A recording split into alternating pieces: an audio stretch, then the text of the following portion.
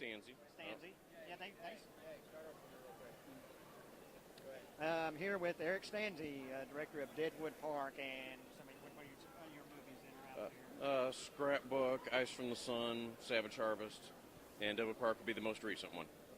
And of course, they did a two-part interview. He did a two-part interview with Dead Fit, and very interesting how, as an independent filmmaker, what you go through and that enables you to accomplish what you do on screen. And particularly in Deadwood Park, it encompasses the 40s, the 70s, into the present. These different time periods.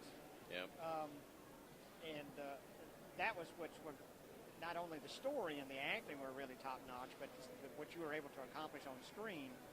There's an extended World War II battle sequence in that. Yeah. Kind of give us a rundown how because you've got tanks, you've got you've got the soldiers, you've got the gun, all the gunplay, and how were you able to pull that off?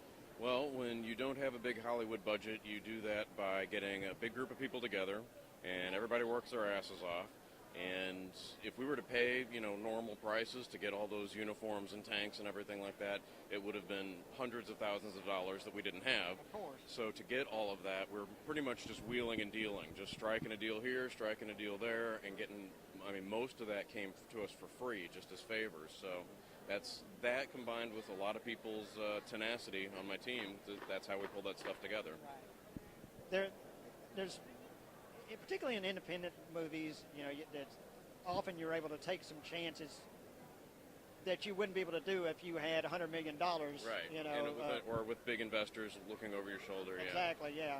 And that, like I say, this the only movie so far of yours I've seen, but I'm already a fan, so I'm going to check out your other stuff. But thank you.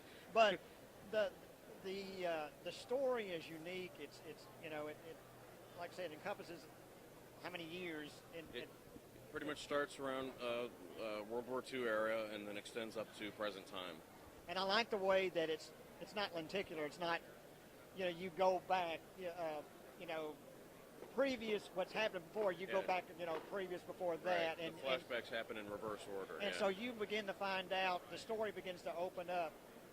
You find out, what's behind the one of the main characters in that the priest in that his backstory. Right. At the end of it, you begin to feel sorry for the guy.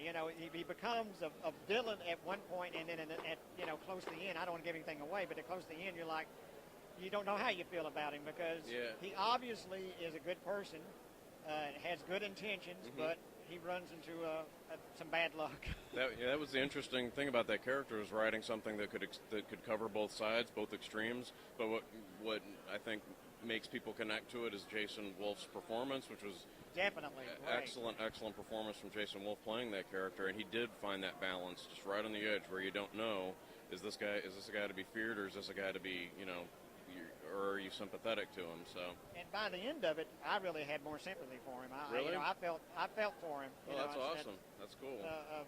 Because obviously he's a good person, but the circumstances. And a good person in really terrible circumstances. Terrible circumstances. Bad luck. Yeah. But no, thanks for talking to us, Eric. Thank you very, very much. You're turning into deadpit.com here at the Texas Frightmare Weekend.